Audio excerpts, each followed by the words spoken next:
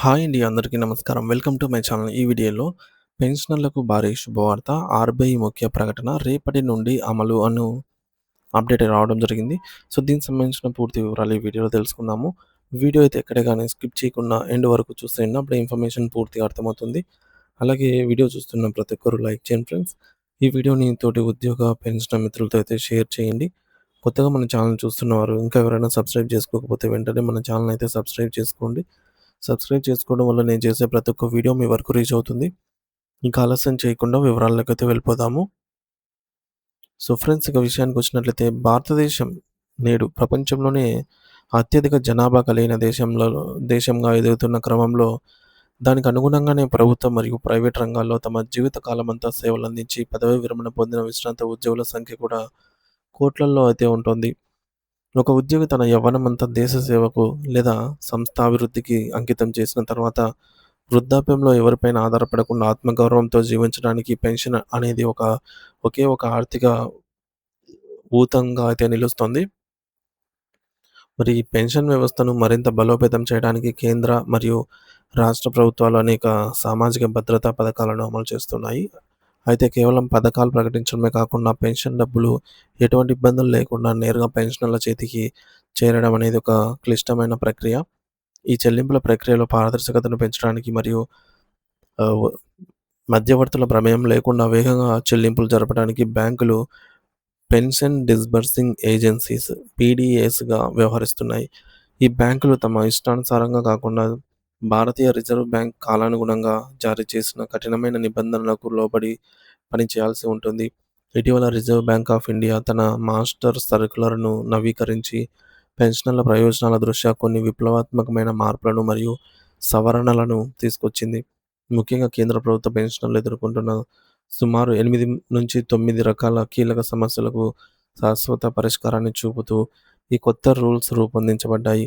ఈ మార్పులు వృద్ధాప్యంలో ఉన్న పెన్షనర్లకు మానసిక ప్రశాంతతను మరియు ఆర్థిక భద్రతను ఇస్తాయని మనం ఖచ్చితంగా చెప్పవచ్చు. ఆ కీలక మార్పులను ఇప్పుడు మనం అత్యంత లోతుగా ప్రతి అంశాన్ని వివరిస్తూ చర్చిద్దాము. మొదటి అత్యంత ముఖ్యమైన అంశం ఏమిటంటే కరువు ఉపశమనం డీఆర్. సో, డీఆర్ పెంపుదల మరియు దానిని వెంటనే చెల్లించడం. సాధారణంగా పెరిగిన ధరలకు అనుగుణంగా ప్రభుత్వం ఏడాదికి 2 సార్లు డీఆర్ రేట్లను పెంచుతుంటుంది. పాత విధానంలో ప్రభుత్వం ఉత్తర్వులు ఇచ్చిన తర్వాత ఆ కాగితాలు బ్యాంకులకు చేరి బ్యాంకులు తమ సాఫ్ట్‌వేర్‌లో అప్డేట్ చేసి పెన్షనర్ల ఖాతాల్లో జమ చేయడానికి నెలల తరబడి సమయం పట్టేది. దీనివల్ల పెన్షనర్లు పెరిగిన ధరలతో ఇబ్బంది పడేవారు. కానీ ఇప్పుడు ఆర్‌బీఐ ఈ జాప్యానికి చెక్ పెట్టింది. ప్రభుత్వం డీఆర్ పెంచుతూ ప్రకటన చేసిన వెంటనే బ్యాంకులు ఎటువంటి విడిగా అధికారిక సర్క్యులర్‌ల కోసం వేచి చూడకుండా తక్షణమే తమ పంపిణీని విభాగాల పంపిణీ విభాగాలను సీపీపీసీ అప్రమత్తం చేయాలి అని ప్రభుత్వం జారీ చేసే అధికారిక ఈమెయిల్స్, ఫ్యాక్స్ సందేశాలను లేదా ప్రభుత్వ వెబ్‌సైట్‌ల నుంచి నేరుగా సమాచారాన్ని సేకరించి యుద్ధ ప్రాతిపదికన పెన్షన్ మొత్తాన్ని సర్దుబాటు చేయాలని అయితే ఆర్‌బీఐ ఆదేశించింది. దీనివల్ల పెన్షనర్లు తమ బకాయిల కోసం బ్యాంకుల చుట్టూ తిరగాల్సిన అవసరం ఉండదు.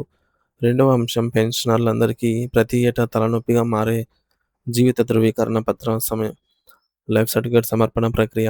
గతంలో పెన్షనర్లు తమ ఆరోగ్యం సహకరించకపోయినా ఎండనక వాననక బ్యాంకులకు స్వయంగా వెళ్లి క్యూ లైన్‌లలో నిలబడి తాము బ్రతికే ఉన్నామని నిరూపించుకోవాల్సి వచ్చేది. ఈ కష్టాలను తీర్చడానికి ప్రభుత్వం జీవన్ ప్రమాణ్ అనే డిజిటల్ ప్లాట్‌ఫామ్‌ను అందుబాటులోకి తెచ్చింది. సో, పెన్షనర్స్ ఇప్పుడు తమ ఇంట్లోనే ఉండి బయోమెట్రిక్ పరికరాల ద్వారా లేదా smart phone face authentication app ద్వారా డిజిటల్ లైఫ్ సర్టిఫికేట్‌ను సమర్పించవచ్చు. ఈ ప్రక్రియ మరింత వేగంగా జరగడానికి పెన్షన్ మంజూరు చేసే అథారిటీలు ఎల్‌పిఎస్ కూడా ఈ డిజిటల్ వ్యవస్థలో తప్పనిసరిగా నమోదు చేసుకోవాలని ఆర్‌బీఐ సూచించింది. దీనివల్ల డేటా ప్రాసెస్ అవ్వడంలో జాప్యం జరగదు మరియు పెన్షన్ ఆగిపోయే ప్రమాదం తప్పుతుంది. మూడవది అత్యంత మానవీయ కోణంలో తీసుకున్న నిర్ణయం. సూపర్ సీనియర్ సిటిజన్లు మరియు ప్రత్యేక అవసరాలు ఉన్న వారికి ఇంటి వద్దకే సేవలందించడం. సాధారణంగా 80 ఏళ్లు పైబడిన వారిని సూపర్ సీనియర్ సిటిజన్లుగా పరిగణిస్తారు. వీరితో పాటు సుదీర్ఘ కాలంగా వ్యాధులతో మంచాన పడిన వారు, తీవ్రమైన వైకల్యం ఉన్నవారు లేదా కంటి చూపు కోల్పోయిన వారు బ్యాంకులకు రావటం అసాధ్యమవుతుంది. అటువంటి పెన్షనర్ల విషయంలో బ్యాంకులు నిర్లక్ష్యంగా వ్యవహరించకూడదని బ్యాంక్ అధికారులే నేరుగా వారి ఇంటికి వెళ్లి జీవిత ధృవీకరణ పత్రాలను సేకరించాలని ఆర్‌బీఐ కఠినంగా ఆదేశించింది. ఇది వృద్ధుల పట్ల సమాజానికి మరియు వ్యవస్థకు ఉండాల్సిన కనీస బాధ్యతను గుర్తు చేస్తోంది. ఇంటి వద్దకే బ్యాంకింగ్ సేవలు అందించడం వల్ల వృద్ధులు గౌరవప్రదంగా తమ హక్కును పొందగలుగుతారు. నాలుగవ అంశం కుటుంబ పెన్షనర్లకు ఎదురయ్యే బ్యాంకింగ్ అడ్డంకులను తొలగించడం. పెన్షనర్ మరణించినప్పుడు ఆ బాధలో ఉన్న కుటుంబ సభ్యులను బ్యాంకు కొ బ్యాంకులు కొత్త ఖాతాలు తెరవమని, కేవైసీ పత్రాల కోసం ఇబ్బందులు పెడుతుంటాయి. దీనిపై ఆర్‌బీఐ స్పందిస్తూ పెన్షన్ పేమెంట్ ఆర్డర్ పీపీఓలో ఇప్పటికే జీవిత భాగస్వామి పేరు నమోదై ఉంటే మరియు వారికి ఉమ్మడి ఖాతా ఉంటే పెన్షనర్ మరణం తర్వాత కొత్త ఖాతా తెరవమని ఒత్తిడి చేయకూడదని స్పష్టం చేసింది. ప్రస్తుతం ఉన్న ఖాతాలోనే కుటుంబ పెన్షన్ జమ చేయాలని, అనవసరమైన పేపర్ వర్క్‌తో వారిని వేధించకూడదని బ్యాంకులపై ఆంక్షలైతే విధించింది. ఇది మరణించిన పెన్షనర్ కుటుంబానికి పెద్ద ఊరటనిచ్చే విషయం.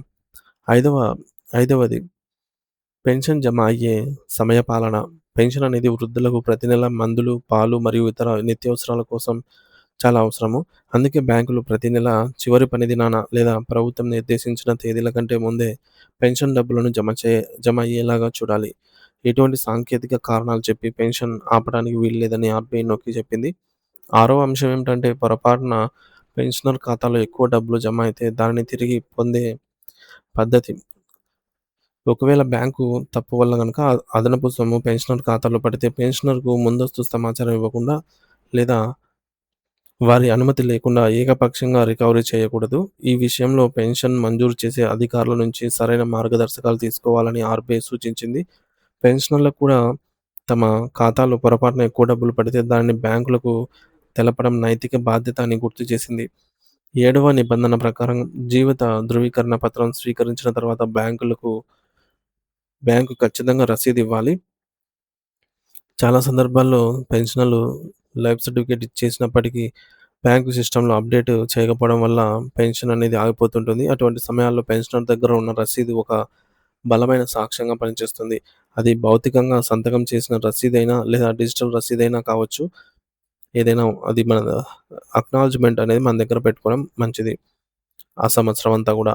ఇక ఎనిమిదవది పెన్షన్ లేదా బకాయిల చెల్లింపుల్లో జాప్యం జరిగితే బ్యాంకు పెన్షనర్లకు పరిహారం చెల్లించాలి. ఒకవేళ బ్యాంకు నిర్లక్ష్యం వల్ల పెన్షన్ ఆలస్యమైతే ఆ జాప్యానికి గాను సంవత్సరానికి 8% వడ్డీతో కలిపి పరిహారాన్ని పెన్షనర్ ఖాతాలో ఆటోమేటిక్‌గా జమ చేయాలి. దీనికోసం పెన్షనర్ ఎటువంటి దరఖాస్తు చేయాల్సిన అవసరం లేదు.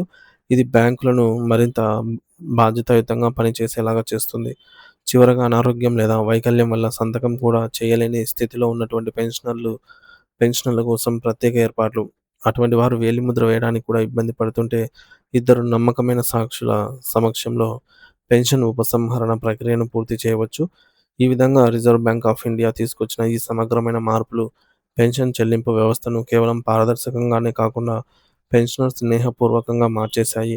ఈ హక్కుల గురించి ప్రతి పెన్షనర్ తెలుసుకోవాలని, ఏ బ్యాంక్ అయినా నిబంధనలు అతిక్రమిస్తే ఆర్‌బీఐకి ఫిర్యాదు చేసే అధికారం వారికి ఉందని మనం గుర్తించాలి. వృద్ధాప్యంలో పెన్షనర్లకు అండగా నిలవడమే ఈ యొక్క వ్యవస్థల యొక్క పరమార్థం అనేది అర్థమవుతోంది.